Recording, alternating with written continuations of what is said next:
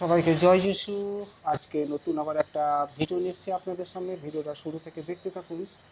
আজকের কন্টেন্টটা হয়েছে যে প্রভুর কাছে মন খুলে চাইতে থাকো, একদিন তুমি পাবে। আজ না কাল, কাল না পরশু, পরশু না তরশু, একদিন প্রভু আমাদের প্রতি সহৃদয় হবে, দয়া করুণাবিষ্ট হয়ে মনের আশা আকাঙ্ক্ষা উদ্দীপনা সমস্ত কিছু বাস্তবে রূপায়িত করতে সাহায্য করবে। কারণ প্রভু পৃথিবীর বুকে মানুষ রূপে জন্ম নিয়ে আসার উদ্দেশ্যই মানুষকে সমস্ত দুঃখ কষ্ট, সমস্ত রোগ ব্যাধি এবং সমস্ত মানে অভাব অনটন থেকে মানুষকে পরিত্রাণ করার জন্যই এই পৃথিবীর বুকে আসা। তাই প্রভুকে কখনো অবিশ্বাস করতে নেই, শুধু বিশ্বাস করে ধরে থাকো এবং মন খুলে প্রার্থনা করো। মানে তোমার প্রার্থনা একদিন ঠিক প্রভুর কানে পৌঁছাবে। তখনই দেখবে তোমার চাওয়া পাওয়া থেকে কখনো কোনো দিন তুমি বঞ্চিত হবে না। তোমার ইচ্ছা, মনের আশা আকাঙ্ক্ষা উদ্দীপনা সব কিছু প্রভু বাস্তবে রূপায়িত করতে সাহায্য করবে। কারণ প্রভু হলো অন্তর্যামী, প্রত্যেকটা মানুষের মনের অবস্থা কি, কী চাইছে, কি চাওয়া পাওয়া তার দরকার, সমস্ত কিছু বোঝে, সমস্ত কিছু জানে। তাই প্রভু হলো জীবন্ত ঈশ্বর, স্বর্গধামে থাকে, ঈশ্বরের ডান দিকে বিরাজমান। আর যে প্রভু যিনি যিশু, সেই হলো প্রভু। হ্যাঁ, তাই এখানে বলছে যিশু কে। সাধারণত বিরাট জনতা যিশুকে অনুসরণ করত, প্রচুর মানুষ প্রভু যিশুকে অনুসরণ করত। তারা তার শিক্ষা শুনতে চাইতো আর আশ্চর্য কাজ দেখতে চাইতো। প্রভুর যে অলৌকিক ক্রিয়া কার্য সাধনগুলো দেখতে চাইতো, আর প্রভুর যে শিক্ষাগুলো প্রভু শুনতে চাইতো।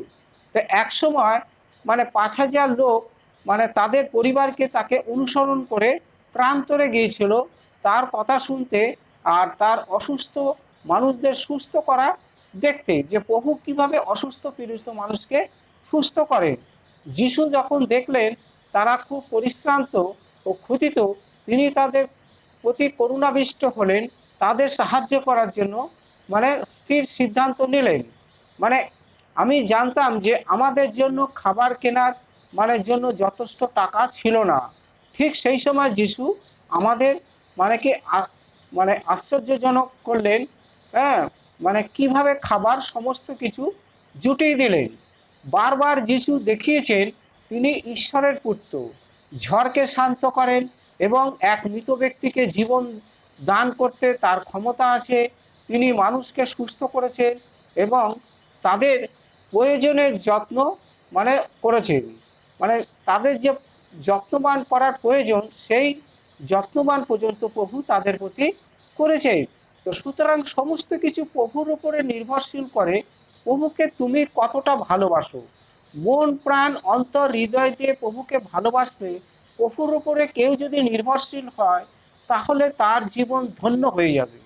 কখনোই তার অভাবটা সে কোনোদিনই কিন্তু উপলব্ধি করতে পারবে না, যে আজকের দিনটা তো আমি যাই হোক ডাল ভাত যেভাবেও রান্না করে খেয়ে গেলাম, কালকে কি খাবো, পরশু কি খাবো।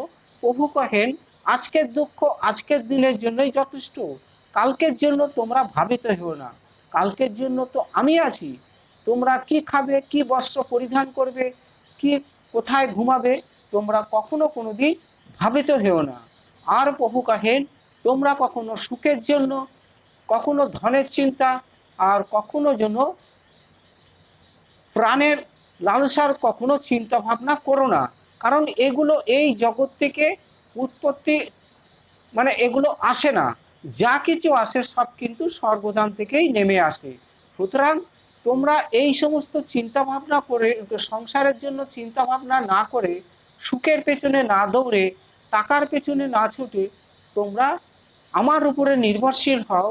তোমাদের জীবনের সমস্ত ভার দায়িত্ব আমার উপরে চাপিয়ে দাও, দেখো আমি তোমাদের জন্য কী করি।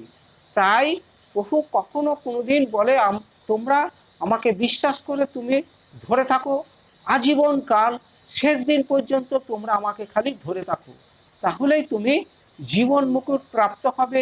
তোমরা কখনো কোনো দিন চাওয়া পাওয়া থেকে বঞ্চিত হবে না। তোমাদের সমস্ত কিছু চাওয়া পাওয়া আশা আকাঙ্ক্ষা আমি বাস্তবে রূপায়িত করবই করব। তোমরা আমার সন্তান, তোমরা কখনো ভয় করো না, সাহস করো, উঠে দাঁড়াও, এই তো আমি। যেরকম বাবা মার সন্তানদের প্রতি সাহস যোগায়, ঠিক তেমনি প্রভু আমাদের প্রতি সাহস যোগায়।